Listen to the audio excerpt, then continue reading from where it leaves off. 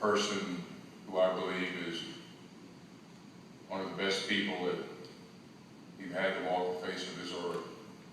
Someone that many of us have seen as a great friend who's done so much for others. We know that William Broadus was indeed a great family man, a man who chose wisely. He chose a beautiful and loving wife. They raised two great children. And we know that he's always done things the right way. You know, we grew up and we're the best of friends as we're 5 years of age. We're related, but we're go beyond relations. And he was never one to cut corners. He was always one to set an example. And there's so many people that he reached out to in his life.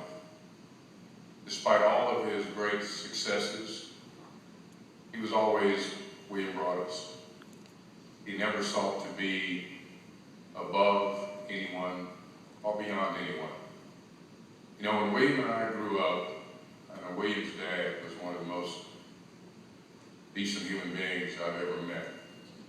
And William's dad passed, I can remember, and Dolores would probably recall this, that there were more people outside the church than inside. And William and I would drive around with him when we were kids. And there was never a human being that he didn't wave at. I don't care how mean or ugly, he just loved people. And I think all of you know William, that's really how William was. You know, we'd go out to the reunions these days and he'd take Carl out and endure those difficult weather and all that out there. And but you would see that William just loved everybody. It didn't matter your means or what have you. He was always trying to uplift and to reach out. And you know, when we talk about men and fathers, he was exemplary in that regard. You know, as I think I've mentioned to some of you before, I think I've only known two guys who never even looked at another female. And William was that way. He loved Carla. She was the apple of his eye. And indeed, he loved his grandchildren. And indeed, he lived a great life. I just finally want to say that, you know, Martin Luther King said it would be great to live a long life. And we really wish that William could have been with us longer. I think all of us feel the pain that he's not here, and it does not feel real. But you know, when King talked about the three ways to measure your life: the length of life, your breadth of life, and the height of life.